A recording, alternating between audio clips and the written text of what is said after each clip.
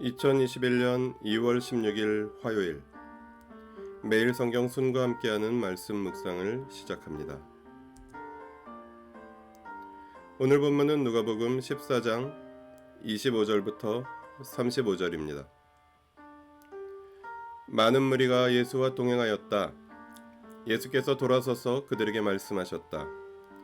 누구든지 내게로 오는 사람은 자기 아버지나 어머니나 아내나 자식이나 형제나 자매뿐만 아니라 심지어 자기 목숨까지도 미워하지 않으면 내 제자가 될 수 없다. 누구든지 자기 십자가를 지고 나를 따라오지 않으면 내 제자가 될 수 없다.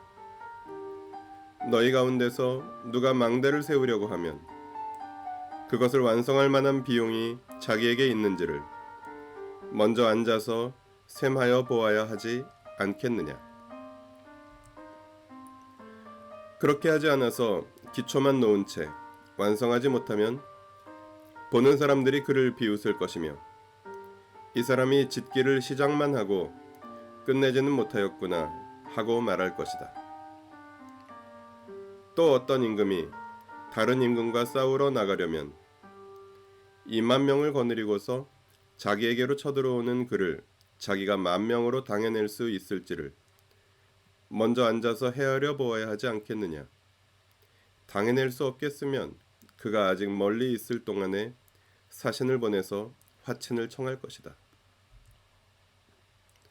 그러므로 이와 같이 너희 가운데서 누구라도 자기 소유를 다 버리지 않으면 내 제자가 될 수 없다. 소금은 좋은 것이다. 그러나 소금이 짠맛을 잃으면 무엇으로 그것을 짜게 하겠느냐. 그것은 땅에도 거름에도 쓸데가 없어서 밖에 내다버린다. 들을 귀가 있는 사람은 들어라. 아멘. 25절부터 26절은 제자도에 대한 예수님의 가르침입니다. 예수님께서는 예수님과 동행하는 많은 무리에게 제자의 길은 가족과 자기 목숨까지도 미워하고 십자가를 지고 예수님을 따르는 길이라 가르치셨습니다. 28절부터 33절은 망대를 세우는 사람과 전쟁을 앞둔 임금의 비유입니다. 예수님께서는 두 개의 비유를 통해 망대를 세우는 사람이 비용을 준비하고 전쟁을 앞둔 임금이 철저하게 준비하는 것처럼 제자의 길은 자신의 모든 것을 헌신하는 길이라 가르치셨습니다. 34절부터 35절은 맛 잃은 소금, 제자도에 대한 부연 설명입니다. 예수님께서는 맛 잃은 소금의 비유를 통해 전적인 헌신이 없는 제자는 맛 잃은 소금과 같이 아무 소용이 없다고 말씀하셨습니다. 오늘 본문을 통해 우리는 무엇을 깨달을 수 있을까요? 제자의 길은 전적인 헌신이 요구됩니다. 어제 본문인 14장 15절부터 24절에서 뭔가를 가진 사람들이 하나님 나라의 잔치를 거부하는 이유는 하나님 나라의 백성이 되기 위해서는 지금 즐기고 있는 것들 가운데 포기할 것이 많기 때문이었습니다. 마치 전도를 받고 술, 담배를 끊은 다음에 교회에 다니겠다고 대답하는 사람들과 같습니다. 기독교에 대한 오해에서 비롯된 핑계이기는 하지만 술, 담배의 즐거움을 좀 더 누리다가 나중에 끊고 교회에 다니겠다는 대답은 차라리 솔직합니다. 그러나 어제 본문에서 가난한 자들과 장애인들은 주저하지 않고 하나님 나라의 잔치에 참여하였습니다. 더 이상 잃을 것이 없기 때문이었습니다. 그들에게 하나님 나라가 유일한 희망이었기 때문이었습니다.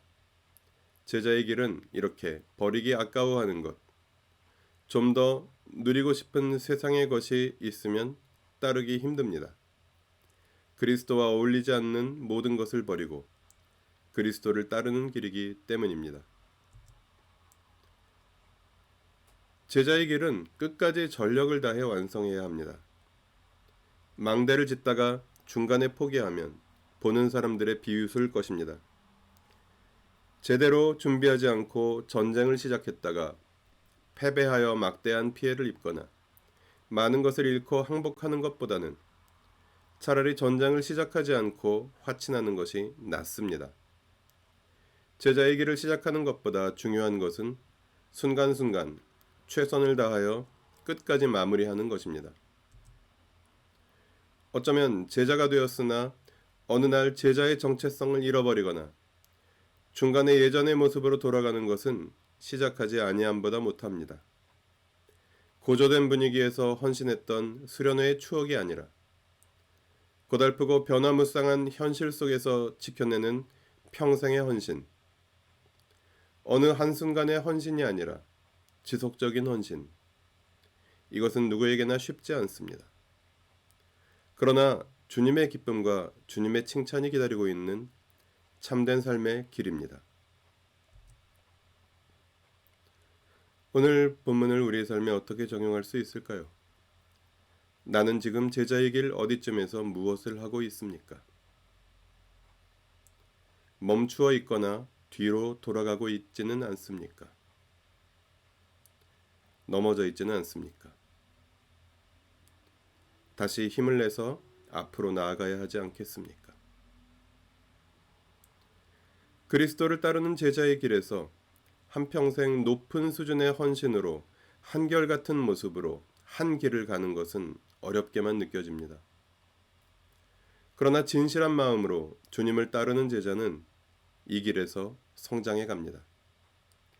그것은 복음서와 사도행전에 기록된 제자들의 모습을 통해서도 확인됩니다. 시작하기 전에는 어렵게만 느껴졌던 헌신이 얼마 지나지 않아 그리 어렵지 않게 여겨지게 됩니다. 제자로 살기 위해 헌신하는 삶은 결코 고통만 있는 것이 아닙니다. 세상이 주는 기쁨들과의 이별이 주는 아쉬움은 잠시이고 주님과의 동행은 영원이기 때문입니다. 주님이 앞서가신 하나님 나라의 길에서, 주님이 기다리고 계신 하나님 나라의 잔치에 주님을 따라 주님과 함께 참된 기쁨을 함께 누리자고 본문을 통해 주님은 말씀하십니다. 두 번째 종이 울릴 때까지 침묵 속에서 말씀하시는 주님께 귀를 기울이며 말씀 앞에 잠시 머무르는 시간 가지겠습니다.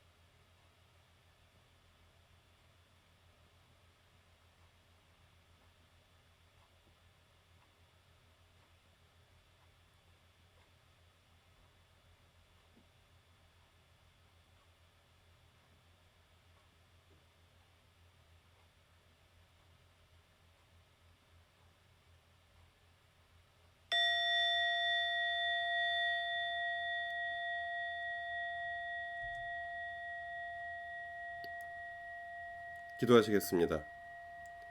제자로 불러주셔서 감사합니다.